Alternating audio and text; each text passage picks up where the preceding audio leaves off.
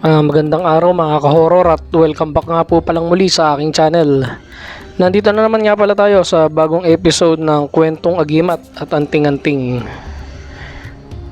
Sa mundo nga ng lihim na karunungan mga ka-horror sa Pilipinas, isa sa mga tanong na paminsan-minsan ay lumilitaw, lalo na kapag pinag-uusapan ang mga malalaking digmaan sa mundo.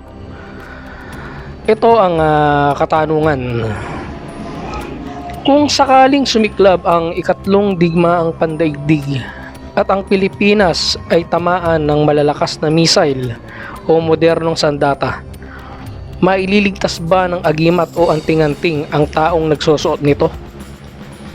Actually no mga ka-horror, ito ay hindi simpleng katanungan lamang. Dahil para sa marami, ang agimat at anting-anting ay hindi lang basta palamuti o pamahiin.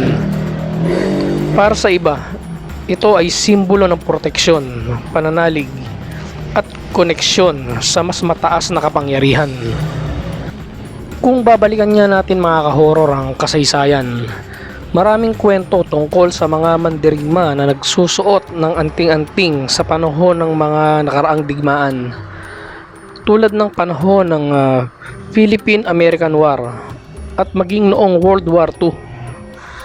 May mga kwento ng mga taong naniniwala na hindi sila tatabla ng bala o hindi sila mapapahamak dahil sa kanilang suot na agimat o anting-anting. Para sa mga naniniwala, ang agimat at anting-anting ay maaaring magbigay ng kakaibang proteksyon. Ito ay parang isang espiritual na kalasag na nagtataboy sa kapahamakan. Pero kapag dinala natin ang usapan sa modernong panahon, ay ibang usapan na ito. Ang mga sandata ngayon mga ka-horror ay hindi na tulad ng mga armas noong sinaunang digmaan. Ang mga modernong missile na kayang magdala ng napakalakas na explosive na kayang magpaguho ng buong gusali o magdulot ng malakihang shockwave na kayang makasira ng malawak na lugar. May mga sandata pa nga na may kakayahang magdulot ng matinding init at radiation. Kaya mga ka-horror, kung literal ang katanungan na kaya bang pigilan ng isang maliit na medalyon o agimat o anting-anting ang lakas ng isang modernong missile, sa praktikal at pisikal na pananaw, mahirap itong isipin.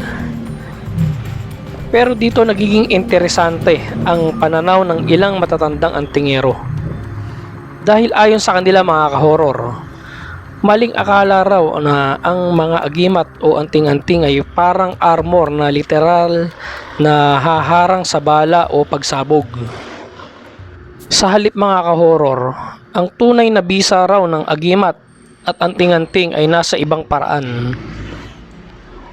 Hindi nito haharangin ang missile, pero maaari nitong ilayo ang nagsusuot sa sitwasyon kung saan mangyayari ang kapahamakan.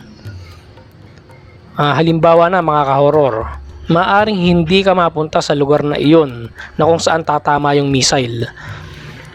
O kaya ay maaaring may mangyaring dahilan kung bakit hindi ka natuloy sa biyahe papunta roon sa lugar na yon.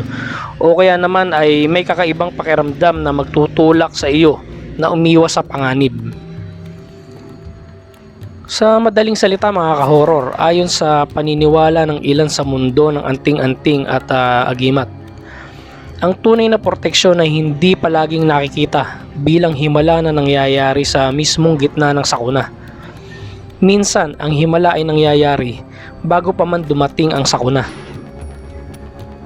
May kasabihan nga ang ilang matatandang antingero mga ka-horror na ang agimat at anting-anting ay hindi para hamunin ang kapahamakan, kundi para ilayo ka dito. Sa ganitong pananaw mga ka-horror, ang mga agimat at anting-anting ay hindi isang lisensya para maging pabaya o hamunin ang panganib.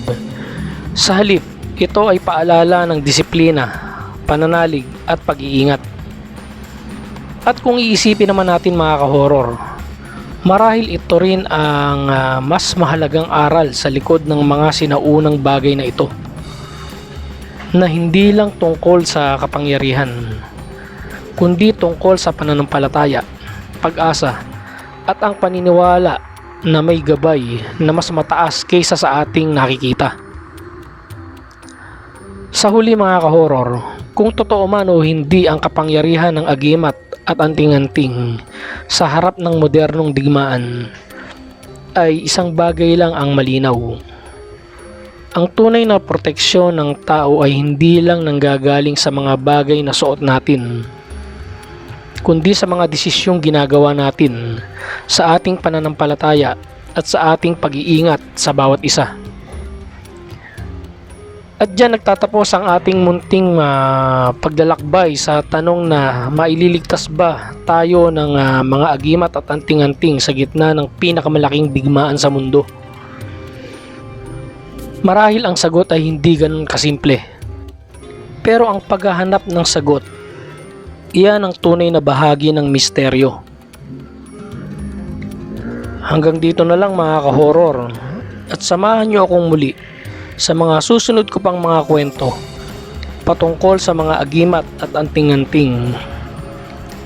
Ingatan nyo ang inyong mga sarili mga kahoror, at manatiling bukas ang isip sa mga bagay na hindi pa lubos na nauunawaan. Maraming salamat po.